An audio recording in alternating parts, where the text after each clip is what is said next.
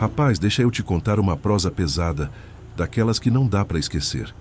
Foi em São Paulo, naquela correria da cidade que nunca dorme, mas dessa vez a história não é da estrada, nem de boteco de posto. É de um lugar onde a vida e a morte se encontram todo santo dia. O Instituto Médico Legal, o famoso IML. Só de falar já dá um arrepio. Conheci um doutor chamado Henrique, homem sério, médico legista, que passou mais de 30 anos da vida lidando com cadáveres.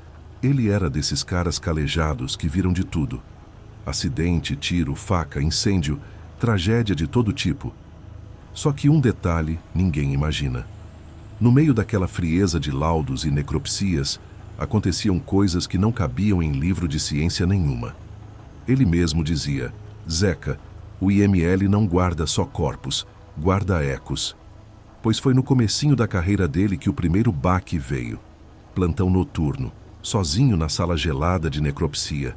Na mesa, o corpo de um homem morto em acidente de carro. O doutor estava preparando os instrumentos quando ouviu um gemido baixo, rouco saindo do cadáver. Imagina, parceiro. Ele correu, checou os sinais vitais, mas o homem estava morto de verdade. O coração dele quase saiu pela boca. Aquela noite, nem fechou os olhos. E aquilo foi só o começo. Os corredores do IML de São Paulo eram de arrepiar. O silêncio era tão pesado que parecia que a gente podia cortar com a mão. Mas, de repente, do nada, se ouvia passos, como se alguém caminhasse por lá. Só que não tinha ninguém. Um dia, o doutor estava preenchendo uns papéis de madrugada quando escutou maca sendo arrastada. Foi correndo olhar. Todas estavam paradas, mas o chão denunciava marcas frescas, como se alguém tivesse empurrado uma delas sozinho. Teve uma vez que o corpo de uma moça chegou. Ela tinha sido assassinada de forma brutal e ainda usava um vestido vermelho. Enquanto o doutor se preparava para a necropsia, escutou atrás dele um sussurro claro. Por favor, me ajude. O homem travou. Virou depressa e, claro, não tinha ninguém. Mas jura que viu os olhos dela entreabertos, encarando ele. Essa visão perseguiu o coitado por meses. E não era só ele, não. Os funcionários comentavam, sempre em tom de brincadeira, mas dava para perceber o medo. Um dizia que já viu o vulto atravessando o corredor, outro jurava que escutava choro dentro das gavetas refrigeradas. Teve até auxiliar que quase largou o emprego, porque viu um cadáver se levantar da maca, dar uns passos e desaparecer. Eu mesmo, se tivesse no lugar, tinha corrido sem olhar para trás. O doutor contava também de uma noite de 1999, quando rolou um apagão em São Paulo. O gerador do prédio demorou a ligar e todo mundo ficou alguns minutos no breu total. Foi ali que o terror maior veio. Ele ouviu dezenas de vozes sussurrando ao mesmo tempo, como se todos os mortos do prédio estivessem tentando falar. O ar ficou pesado, o cheiro de sangue tomou conta, e ele sentiu mãos invisíveis puxando sua roupa. Quando a luz voltou, caiu de joelhos, suando frio, certo de que nunca mais seria o mesmo homem.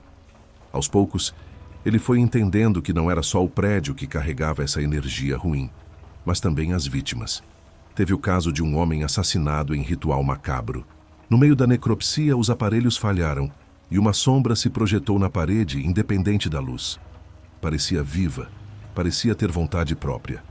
O doutor teve que parar tudo, respirar fundo, e só depois conseguiu terminar o exame. Outra vez, examinando um rapaz que tinha se enforcado, ele ouviu o estalo seco de uma corda tensionando, bem no meio da sala, mas não havia corda nenhuma. Era como se o momento da morte tivesse ficado preso ali, repetindo para sempre. Com o passar dos anos, o medo que ele sentia deu lugar a uma aceitação estranha. Ele falava: talvez esse prédio seja um lugar onde as almas não conseguem ir embora. Morrem de repente sem entender e ficam rodando aqui, presas na dor. E mesmo com essa resignação, o pior não era o que ele via no trabalho, mas sim os sonhos. O homem sonhava com os mortos encarando ele, calados.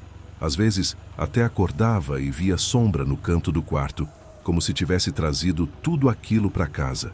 Quando finalmente se aposentou, pensou que ia ter paz. Mas não, parceiro. As vozes continuaram. Os reflexos estranhos no espelho também. O frio da sala de necropsia invadia o quarto dele na madrugada. Ele dizia: Zeca, acho que fui marcado para o resto da vida. E é assim que começa essa história macabra, bem no coração de São Paulo. Não é lenda de beira de estrada, não. É relato de um homem que viveu dentro das paredes geladas do IML e trouxe na alma o peso do que a gente não entende. Pois bem, meu amigo, o Dr. Henrique achava que já tinha visto de tudo dentro daquele IML de São Paulo. Mas foi justamente quando ele pensou que tinha se acostumado com o peso daquelas madrugadas que a coisa começou a ficar ainda mais sinistra. Os anos foram passando e o doutor foi criando um jeito de conviver com o medo. Aprendeu a não comentar muito com os colegas, a esconder o que via. Mas o problema é que quanto mais tempo ele passava ali, mais parecia que o prédio grudava nele. Era como se os mortos quisessem ser lembrados, como se a dor deles precisasse ser compartilhada. Um caso marcou o coração dele, o de uma criança. O corpo de um menino chegou numa manhã chuvosa. Tragédia daquelas que ninguém explica. O doutor fez o exame como de costume, mas naquela noite, quando estava sozinho redigindo o laudo, ouviu uma gargalhada infantil ecoando pelo corredor. Largou a caneta, correu até a câmara fria e viu no vidro embaçado da porta a marca de uma pequena mão. Disse que o peito dele doeu como nunca. A partir daquele dia começou a sonhar quase todas as noites com crianças chamando por ele. Teve também o episódio da mulher do vestido vermelho. Essa foi dura de encarar. A moça tinha sido esfaqueada em uma festa, ainda vestia a roupa toda ensanguentada. O doutor relatou que durante a necropsia, o tecido do vestido se mexeu sozinho como se respirasse. Mais tarde, já sozinho na sala, olhou para o vidro e viu o reflexo dela viva, olhando para ele com um ódio que gelava até a espinha. Disse que não conseguiu voltar para aquela sala até o plantão acabar. Os corredores do IML eram outro tormento. Tinha um em especial que ninguém gostava de atravessar. Estreito, lâmpadas piscando, sempre parecia ter algo ali. O pessoal chamava de o corredor dos vultos. Quase todo funcionário tinha uma história para contar. Um dia o doutor passou por lá e sentiu que alguém o acompanhava.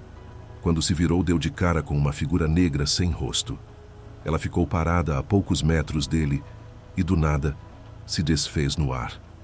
O homem, acostumado com tanta coisa, correu como nunca correu na vida. Mas não era só dentro do prédio que ele sofria, não. O negócio começou a acompanhá-lo em casa. O doutor sonhava todas as noites com os rostos dos mortos. Acordava e ainda via sombras no quarto, vozes baixas chamando o nome dele. Tentou de tudo: remédio, oração, terapia. Nada resolvia. Ele sentia como se estivesse marcado, condenado a carregar aqueles ecos até o fim da vida. E teve um detalhe que ele nunca esqueceu. Em 2007, fez a necropsia de uma vítima de esfaqueamento. Durante o exame, sentiu uma pressão estranha nas costas, como se alguém estivesse atrás dele. Não havia ninguém, mas na manhã seguinte, acordou com marcas de arranhões, queimando como fogo. Ele nunca conseguiu explicar. Disse que foi a primeira vez que saiu do trabalho, acreditando que algo invisível tinha o tocado de verdade. O tempo foi passando, e cada vez que ele achava que estava se acostumando, surgia uma nova prova de que aquilo não era coisa da cabeça dele. Uma madrugada, sozinho de plantão, ouviu uma voz clara no ouvido: "Você nunca vai se livrar de nós." Olhou ao redor, ninguém. Mas a frase ficou ecoando dentro dele como sentença. Os colegas, mesmo sem admitir, também carregavam histórias. Alguns bebiam mais do que deviam. Outros mudavam de setor para não encarar tanto plantão noturno. O IML parecia um prédio de trabalho normal por fora, mas por dentro era como se fosse uma prisão de almas, um lugar onde a violência da cidade de São Paulo continuava viva, mesmo depois da morte. Foi aí que a vida do doutor entrou num ponto sem volta. Ele já não sabia mais se era ele que estava ficando louco ou se realmente existia uma força invisível que o cercava. O que ele sabia é que cada vez mais o peso daqueles mortos estava grudando nele. Os sonhos, os vultos, as vozes, e o medo de que, um dia, ele mesmo fosse só mais um daqueles ecos que vagavam pelo prédio. E é nesse momento que a história muda de tom. Porque até ali ele lidava com assombração e lembranças, mas a partir de então começaram a acontecer coisas que feriam de verdade, que deixavam marcas, que mostravam que aquilo não era só espiritual, era físico. Pois então, meu amigo, o Dr. Henrique achava que já estava calejado, mas foi nesse período que ele entrou na fase mais sombria da vida. O que antes eram apenas vozes e vultos virou uma presença constante, sufocante, que mexia com a mente e até com o corpo dele. Uma das noites mais pesadas aconteceu durante um plantão de madrugada. O prédio estava vazio, silêncio absoluto, só ele e os corpos esperando pelos laudos. De repente, o gerador falhou de novo e as luzes piscaram. O doutor disse que o frio da sala aumentou tanto que parecia que ele tinha sido jogado dentro de um freezer. E foi nesse breu que começaram os passos. Não eram passos de gente viva, não. Tinham peso, ecoavam metálicos, arrastados. Ele acendeu a lanterna, olhou para os lados e jurou ver várias silhuetas caminhando pelo corredor, indo em direção a ele. Quando piscou de novo, não tinha mais nada. Mas o coração já estava disparado como motor de caminhão na descida. Os sonhos também ficaram mais cruéis. Ele não apenas via os mortos. Agora eles falavam. Repetiam as últimas palavras, gritavam, choravam. Às vezes acordava suando e percebia que não era só sonho. O cheiro de formol estava no quarto dele, impregnado como se tivesse voltado junto na pele. Ele dizia que era impossível fugir. O trabalho tinha entrado na alma dele. E como se não bastasse, o doutor começou a notar que as assombrações pareciam reconhecer quando ele estava sozinho. Numa dessas noites, enquanto digitava um relatório, ouviu uma maca metálica se arrastando. Foi até a sala principal. Tudo estava parado. Só que, na mesa de necropsia, o braço de um cadáver caiu, bateu no chão e, lentamente, voltou à posição de antes. Meu amigo, não existe explicação para isso. Nenhum músculo morto devia ter força para tal. Ele disse que ficou paralisado, sem reação, sentindo apenas o medo tomar conta. E teve o episódio que quase fez ele largar tudo. O caso de um corpo de criança. Enquanto organizava os papéis, ouviu uma risada suave ecoando. Mas dessa vez não era longe. Era bem atrás dele. Ao virar, não viu nada, só o frio gelado subindo pela espinha. Mas ao voltar para a mesa, percebeu uma pequena marca de mão no vidro da câmara fria. Essa cena destruiu ele por dentro. O mais aterrorizante, no entanto, aconteceu em um plantão chuvoso. O doutor já estava cansado, corpo pesado, mente em frangalhos.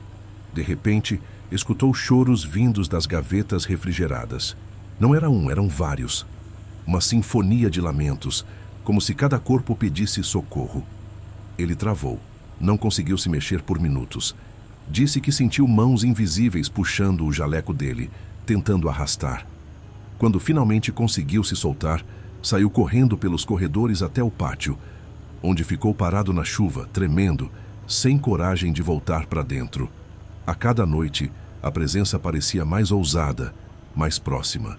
Ele já não sabia se estava ficando louco ou se de fato o IML era um portal onde as almas se recusavam a seguir adiante.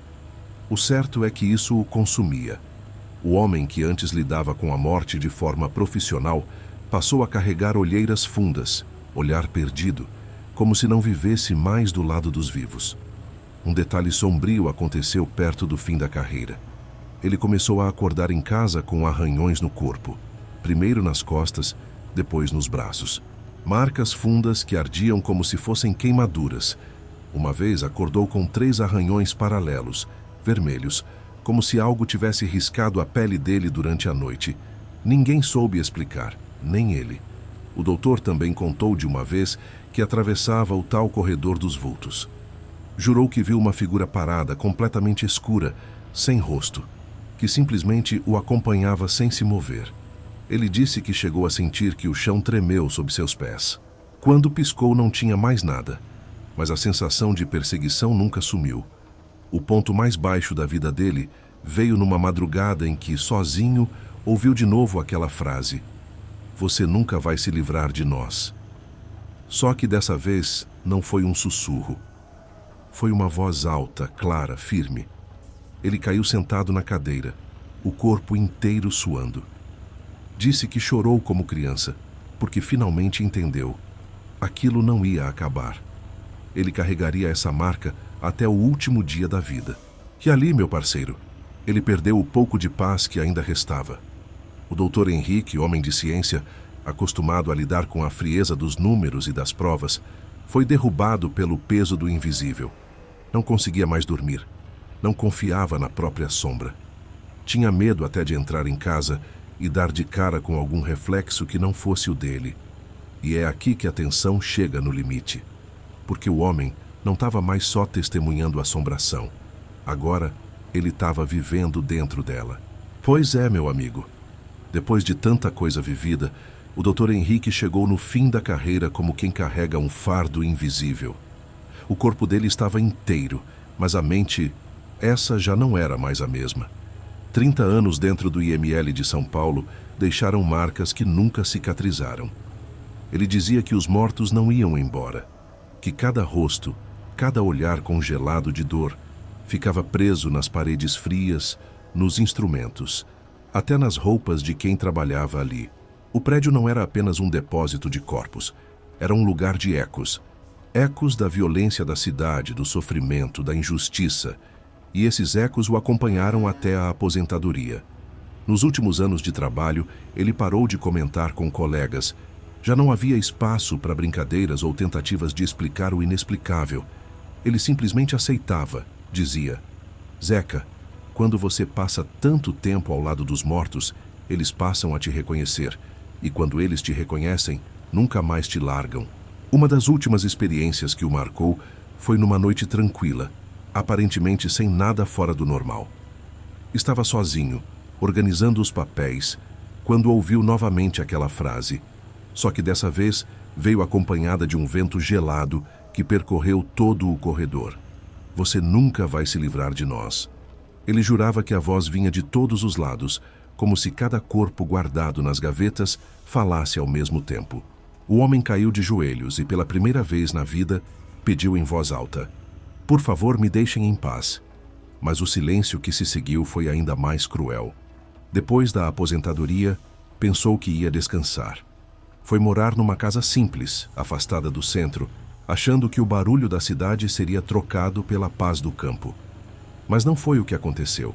Às vezes, no meio da madrugada, ele acordava com um cheiro de formol. Outras vezes, via reflexos em espelhos que não eram dele. Mais de uma vez, jurou sentir a temperatura cair de repente, igualzinho ao frio das salas de necropsia. E teve noite em que sonhou com os corredores do IML. Acordava e tinha certeza de ainda estar lá, sentado na mesma cadeira de plantão. Dizia que via os mortos o cercando, calados, apenas olhando. O medo que sentia nesses momentos era o mesmo de quando tudo começou, jovem, no primeiro plantão. Só que agora não tinha a desculpa da inexperiência. Era a prova de que aquilo nunca tinha sido só coisa da cabeça dele. O doutor chegou a me confessar: Zeca, acho que quando eu morrer, não vou descansar. Vou ficar preso naquele prédio como tantos outros que vi. Porque o IML não guarda só corpos, guarda almas. Essas palavras nunca saíram da minha mente. E eu te digo, parceiro, essa história não é lenda de caminhoneiro, nem conversa de beira de estrada. É relato de um homem que viveu 3 décadas enfrentando o lado mais cruel da vida e acabou sendo marcado pelo invisível. A gente pensa que a morte é silêncio, mas a verdade é que ela também grita, também sussurra, também chama pelo nome de quem ousa encará-la todos os dias. O que o Dr. Henrique viveu no IML de São Paulo serve de aviso. Existem lugares em que a ciência não dá conta, lugares onde a dor é tão grande que fica impregnada, ecoando. E quem entra lá pode até sair de corpo inteiro, mas nunca sai de alma limpa. E eu vou te falar, depois de escutar tudo isso, cada vez que passo de caminhão ali perto da região do prédio antigo do IML, sinto aquele peso no ar. Não é coisa da minha cabeça, não. É como se cada buzina, cada farol, cada barulho da cidade fosse abafado por vozes que a gente não consegue ouvir direito, mas sente no fundo do peito. Então, meu amigo, se um dia você andar por São Paulo de madrugada e passar perto de um prédio grande, Com janelas frias e silêncio pesado, não se assuste se sentir alguém te observando. Pode ser só o vento da cidade, ou pode ser os ecos de quem nunca foi embora. E aí, gostou dessa prosa macabra? Se arrepiou? Então deixa seu comentário aí embaixo. Quero saber se você acredita que o doutor foi marcado pelos mortos ou se tudo isso foi só a mente dele pregando peça. Não esquece de se inscrever no canal, porque aqui eu, Zeca Estrada, sempre trago causos de arrepiar a espinha, direto do Brasil profundo. E se você quer continuar nessa estrada de medo, corre lá e assiste o último vídeo que eu soltei. Tá sombrio do mesmo jeito e tenho certeza que vai te deixar sem dormir.